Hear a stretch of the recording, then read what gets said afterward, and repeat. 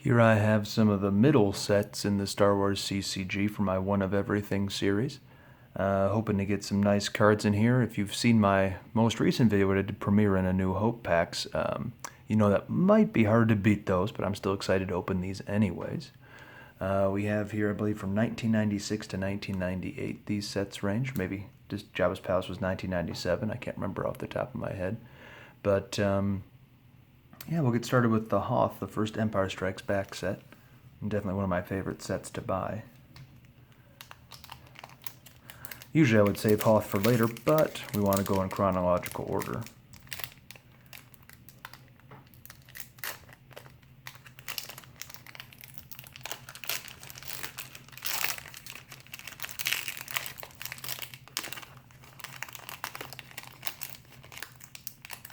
Okay.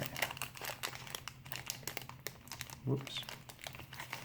There we go.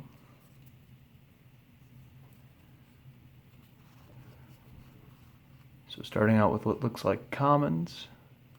Destiny 6 there.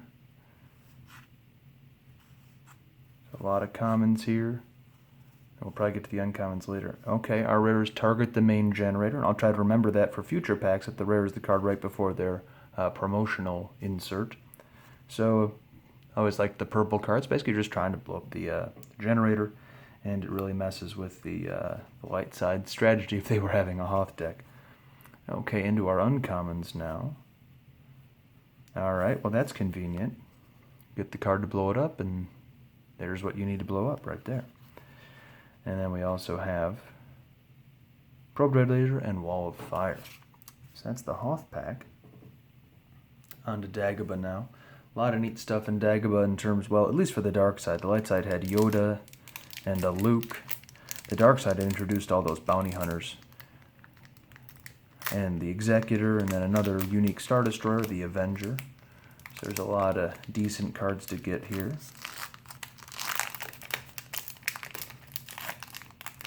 It also introduced a lot of mechanics that people didn't like so much. I shouldn't say everybody, but a lot of people didn't like them so much that made the game kind of cheesy. So we'll see if we can see any of those in here. And this one is kind of in that realm. Randomly taking a card from your opponent's hand and putting it in the used pile. That can be pretty annoying if they had just searched their deck for something. I always thought this was a cool mechanic. They can lose 2 force with cards they know, or 1 force from a card they probably have no idea what it is. So that creates an interesting choice for the opponent. I kind of like those cards. Insert cards here, so if your opponent had a lot of low destiny, you could really make it hurt with that one. No enforcing them to initiate battle. Yeah, insert cards, they did not seem to capture the hearts of the players, although I wasn't playing much back then. Okay, there's a nice uncommon to get, being able to cancel Censor Altar or Force Drain. This was a fun card to play in a Force Choke deck. And then our rare is Unexpected Interruption. So not a lot of uses I've seen for this, but it is kind of nice to be able to take any one interrupt you want into your hand.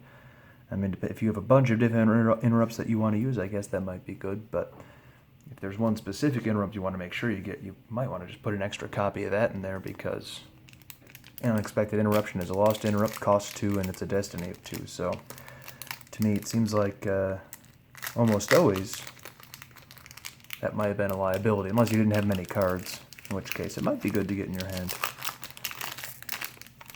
Definitely when these sets were out, I didn't have many cards. Got some Cloud City next. Had a lot of high destinies. So Destiny 6 here.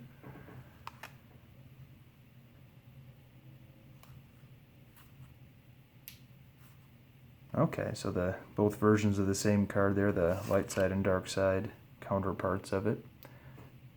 Preventing hand scanning, which makes sense. In terms of R2 being... Okay, Clash of Sabers. So that's one of the better uncommons to get. Probably more useful and more valuable than a lot of rares in the set. Our rare is a purple card. That's kind of interesting. So if you know... well, it kind of looks blue now, but if you know your Cloud City set, you might already know that this card is Epic Duel. So creating a very high-stakes duel between Vader and Obi-Wan. Probably, or Luke, I should say, probably a game-breaking one, depending on what happens to it. But definitely gets the epic nature of things down with all this force loss, people going out of play. It's a big deal. And then finally, we'll close this video with a Jabba's Palace pack. So these sets, well, maybe with the exception of Hoth, are among the lower priced Star Wars CCG sets. So kind of from an era, it seems, where cards were just printed, and they have still, they're readily available. Hoth and, I should say, Cloud City and Jabba's Palace especially, easily under $10 a pack. I think Jabba's Palace might be right around $5 at this point. So a lot of non-unique aliens we'll see here, which can be fun, but it just kind of depends on whether or not you can make them even a little bit competitive. Alright, so yeah, starting out with characters, and we got three red cards in a row. This was a nice card for being able to cap force drains by spreading out and trying to engage the opponent. So I think this is one of the better designed cards to try to make the game more interactive. And then we got Reese, so just kind of a funny joke card with 3 for everything since he has 3 eyes.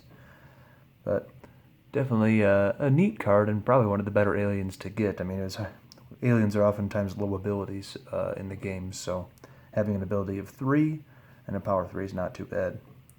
I never have enough force to use his abilities, but not a bad card, especially for playing sealed. You only need to put him with somebody else to draw Battle Destiny. Anyways, that was the arrangement from some of the middle sets, the middle 4, you might say. Some interesting looking cards and some good stuff to look back on. No amazing pulls, but it's hard to beat the video just before this one. In any case, I hope you enjoyed the video and opening packs with me. Thanks for watching. I hope to see you for the next one.